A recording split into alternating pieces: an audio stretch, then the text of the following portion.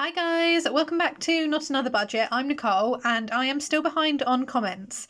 If you are a new subscriber, which there are quite a few of you, welcome to the channel. Thanks for tuning in. And if you are a returning subscriber, hello again. It's lovely to virtually see you. This channel, I guess, is now a prepping and budgeting channel. A little bit less of the prepping, a lot more of the budgeting, because ultimately I need to keep myself accountable and try and dig myself out of the monumentous hole I've put myself into. If my words are a little bit strange today, I have just finished my first shift back after being off long-term sick for 7 weeks, and before I get into my comfies and curl up on the sofa and just be very brain fried for a bit, I thought I would get this video filmed, otherwise it would be halfway through the week again before I do anything with it. So this is my October overall setup and week 1 budget. Now, continuing the theme of battening down the hatches, I am taking part in Organised October. Head on over to my Instagram to see a little bit more about that. But also, this is a very unique month in that I have no idea what I'm getting paid at all. At least last month I had a kind of a guess that I could work with. This month, nada. I have no idea. I don't know how much freelancing work I'm going to get. Don't know what other income I'm going to get. Don't know what my set wages are going to be. So it's going to be a really different month. And I can be an ostrich and put my head in the sand and head in the sand, that's the one. Or I can try and plan as best I can. The rhyming is completely unintentional, kind of. But what I thought I would take you to first, which you wouldn't have seen in September because I wasn't organised enough to do this, hence Organised October, is my monthly overview. Now, what I have done is plotted in where I know I've got set payments coming out, and some of my direct debits, if they fall over a weekend, are going to come out on a separate day, which is why they're not all on here. And I can then visually see where I am expecting at least a set payday from both of my employers versus everything else. I've also got a slightly unique month in that I have got family over from Australia, and considering they are over for 3 weeks, I have managed to get away with only 3 days out. So I feel like that is quite an achievement, considering it could have been a lot worse, and this was kind of the lowest I could go to without potentially being rude. So we're starting here on this week. So this is what the budget will be for. It's the 3rd to the 9th. I'm going to give you just a very brief overview, and then as I do a weekly budget, you'll be able to drill down into more of these. So the key things that I still want to do, I still do need to get current on my bills. And the big one actually at the minute is my BT bill. That service is still cut off and it's going to continue to grow, and as the bills and the months go by. So paying £110 will reactivate the service, and with the exception of this current month's billing period, bring it up to date. So I would like to this week pay the £110 and get BT paid off. I also need to pay my car insurance at some point, and that is £70. And then, as I have seen from my end of September budget, the pet insurance is due today, and that has gone out. I've had that confirmation, and Now TV is also due. And as I am a little bit obsessed with House of the Dragon at the minute, and I'm only paying £1 a month, I am going to continue that one. Other things like Spotify and YouTube Premium and Amazon Prime, I'm going to let Spotify and Amazon Prime just run their course. They can continue to attempt to take the money. I am not going to pay that, but I also know that while they continue to attempt to take the money, I can still use the service. So I'm going to let them cancel, knowing that there is no contract assigned to those, and I will make use of the service while I can. But that is £18, £19 actually now, goodness me, because of Amazon's price increase, that I don't have to find this month. And where I went really heavy with the prepping last month, specifically on food, it means that I can do probably 3 weeks quite comfortably on a pantry challenge, freezer eat out and things like that, and do loads of batch cooking and cover the cost there. So the main things really for this week are my car insurance, my BT and my Now TV. Now, I've put the provisional date for the 7th. I will be incredibly surprised if I have the £180 needed on that exact day to pay that amount. So what I will do is pay and drip feed in each week, but I will break that down for you more. And at the very end of this week, I have 2 of the 3 days out with the Australian cousins. Now, my overall monthly goals are to have 20 no spend days, which I have already accomplished on the 2nd. So I've already accomplished one, and to take part in Organised October and to save 850, and we're going to expand on that one now. I like expanding, I like explaining, because I'm forever behind on the comments, and if someone ever asks me an in-depth question, you may be waiting a while for me to get back to you, because I am perpetually behind on comments. Hence, not another budget, we're behind on comments. Have I said that already? Now, the way my month normally works from a wage income perspective is I receive a wage on the 14th and my rent goes out on the 17th. The total value of that wage, if I do no overtime whatsoever and I am paid appropriately, i.e. no statutory sick pay, should give me enough money to cover all of my rent comfortably, and then an additional £70 to £100 depending on the cut-off period for the rest of the month. I then receive another payday on either the 27th or the 28th, depending on when that day falls, and that then covers typically the rest of my bills and then the rest of the money for the normal 2 weeks. When I say the rest of my bills, it doesn't cover all of my bills because things have gone up, and it doesn't give, those two alone do not give me enough money to cover everything for a month. 4 years ago, they probably would have done, as I am full-time minimum wage retail between the two. This is a 24-hour contract and this one is a 16-hour contract. So what I've done instead to plug that gap, and this is after I spoke to charities like Step Change, who highlighted the fact that an additional set amount would completely change my budget, was I went out and took on a freelance contract with a contact of mine, and that is paid weekly. However, the amount is variable. It was discussed when I took it on, when I took the work on, that it would probably average out at around about £300 a month, or £300 to £400 a month, I should say.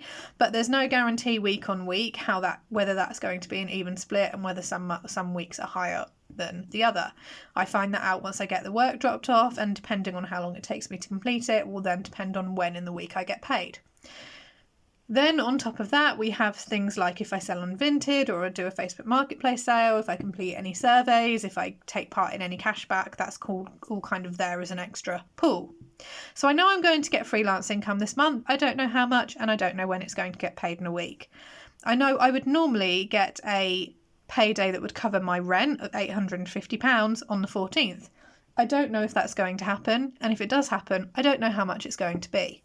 So the most important thing right now is that I can try and get as close as possible to the £850, bearing in mind that I do need to pay my car insurance and I need to get BT back cleared and up and running as well. So those are the two biggies that I've got to focus on this week. So any beyond a nominal £20, I think, a week, which I'm going to just have to cover everything, beyond a nominal amount of money, every spare penny I'm going to get in is going to go towards initially paying off the car insurance and paying off BT, and then the rest of it is going to go in towards the 850.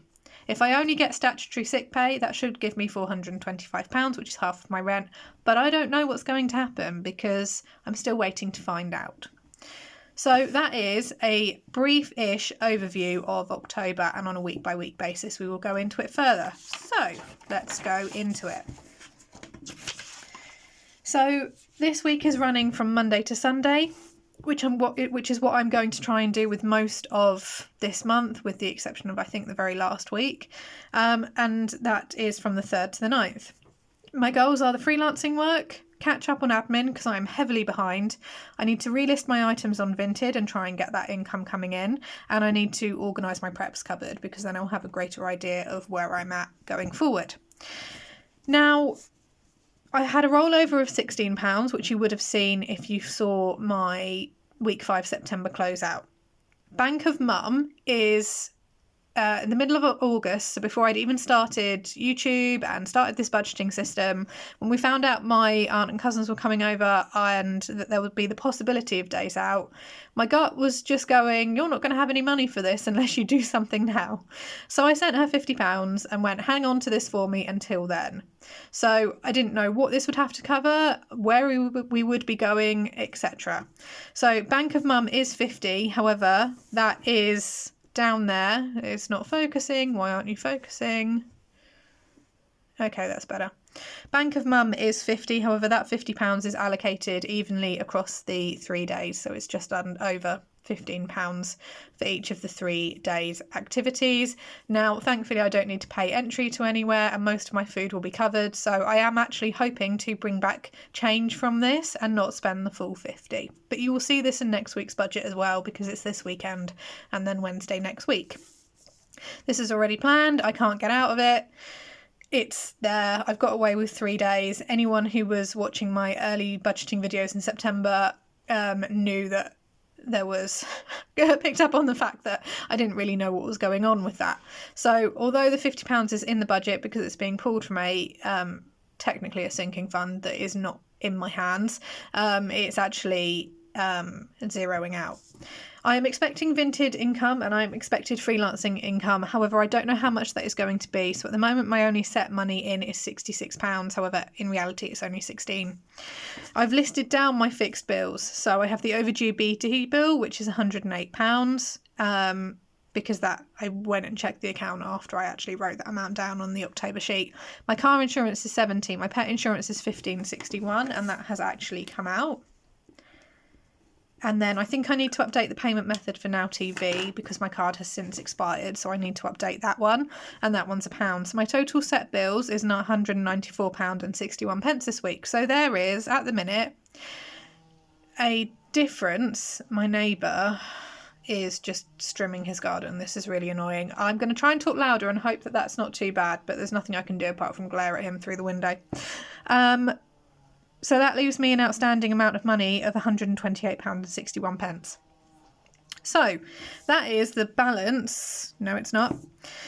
So we have Bank of Mum, which is 50. Again, I'm not going to break that down further because I don't know how much I'm going to spend on each day. What I will do is then a full breakdown down here when I close out the month. And then I have a miscellaneous flexi of £20, and that's going to cover things like if I want to get an extra nice cat treat, or like I bought a bottle of Lucozade today when I went into work just to give me an extra bit of boost, or if I fancy like an ice cream or something like that. So it's just miscellaneous flexible spending. I'm not going to split out into multiple categories because then I think I'll feel I need to spend that amount at the minute, but it's just going to be £20 that's sat in my purse, and then at the end of the week we will see where I'm at with that one.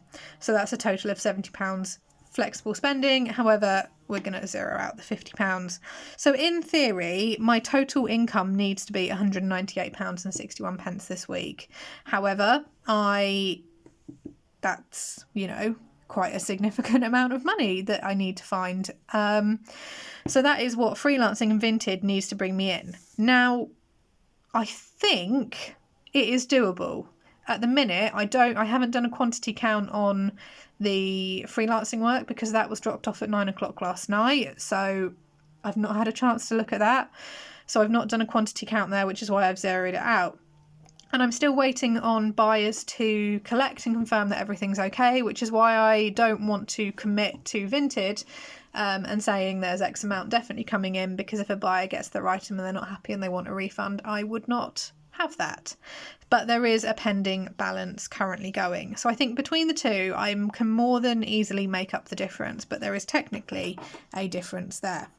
So that is what is going on with the October week 1 budget so far. Organised October for me is, in fact, if I actually just pull up the list of Organised October, it's actually going to help in terms of me not spending money, as bizarrely as that sounds. And I know in my week 5 video that I said that, it's quite contradictory to spend money to batten down the hatches, but I don't. I'm set for food. I think I could go a month, and I think I've got about a week 5 days worth of freezer food alone before I can even hit that. And I am just going to sit back this month, focus on my 4 walls, focus on my house, get it in order, get it warm and organised, de-stash all of the clutter, get as much money in there from possible, and not go anywhere, really, with the exception of the planned days out, which is already budgeted. And I know that that's not for everyone, but I do just need to sit in and just be at home. And I've had 7 weeks at home, but I've not been well enough to do any of these things. So my organised October plans, I'm currently reading off my phone, which is why there is one hand missing. So I would like to clear out my garage. It's awful, guys. It's so bad. That's all I'm going to say there. I'd like to tidy up my conservatory because that has a lot of my freelancing stock. I've got a significant amount of material and fabrics, which, if push comes to shove, I will sell them. I don't want to at the minute. Sell unwanted items, not including fabric. Just need my fabric. Stick to the blinking budget. Replace blinking with whichever expletive of your choice. But I need to stick to my budget. I need to have 20 no-spend days. Because if I'm having a no-spend day, then I'm not spending money I do not technically have to spend. I'd need to batch cook. I still have packs of mince and stuff frozen, onions, veggies and things, so I can still batch cook from the freezer and then have more freezer food beyond the 5 days that I've already got in there with ease. I need to sort out my preps cupboard. Once that's sorted, I can actually do, if I can get my light box downstairs set up okay, I can actually show you my prep storage and how that's working. I need to clean my car in and out. It's time to do that before winter and before it gets too awful. And then I don't ever want to do it. I'm not one of those people that pays for car washes and things like that. I just never have. I have a car hoover, I have a bucket and a soapy water. My car's fine. It's an 18-year-old car. It doesn't need a valet service. I need to overhaul my CV. Now, this is a real catch-22, and I'd be really intrigued to hear your thoughts actually, guys, down in the comments.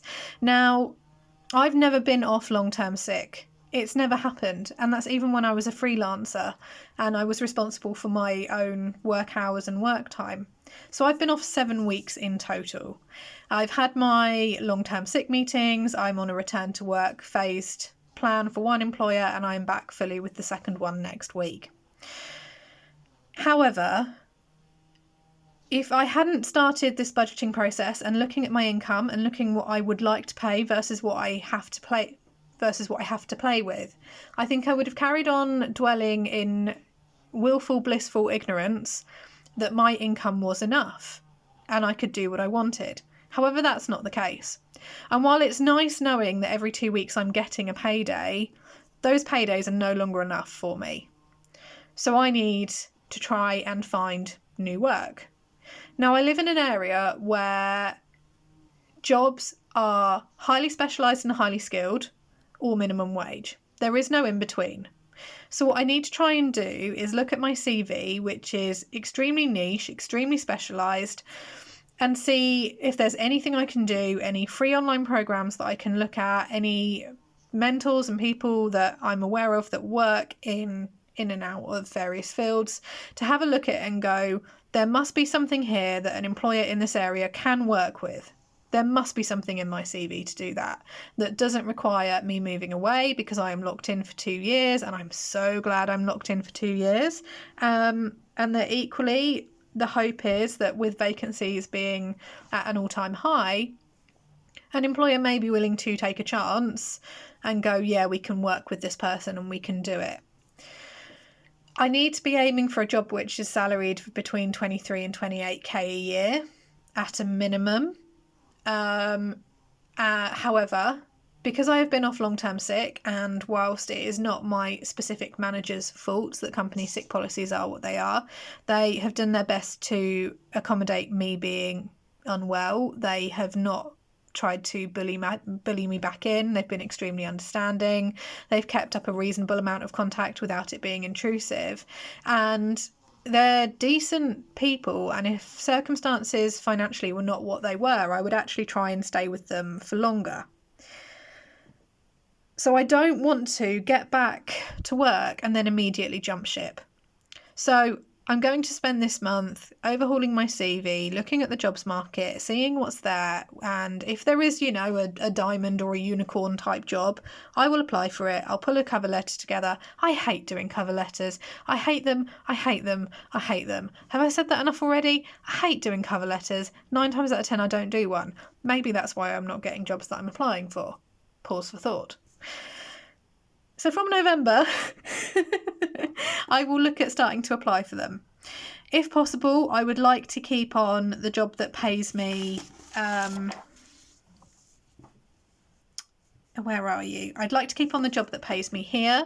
There is far more of an opportunity for me to do 1 day a week as a Saturday or Sunday person.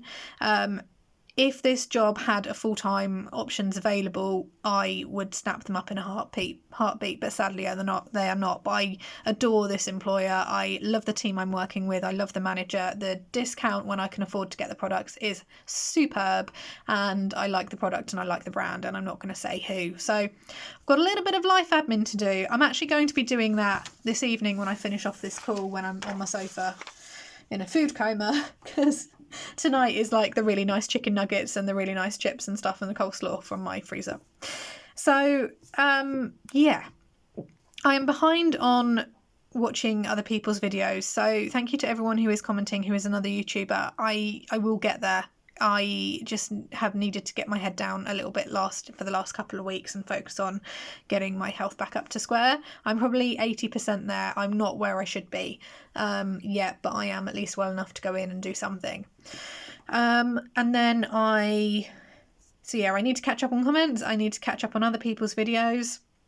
I need to do a plan actually of what I want to film. So yeah, lots of admin-y things. I know this is me being honest, is displaying a minus, which is why I wanted to do that. I could very easily just try to plot in numbers and go, yeah, I'm definitely getting that one in. But October is just looking really at it kind of in a different way.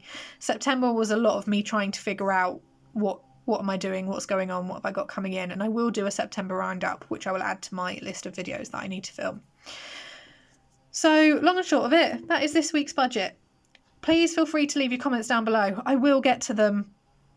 Just don't hold me to when right now, because I'm behind. Have I said that already? I'm behind on my comments.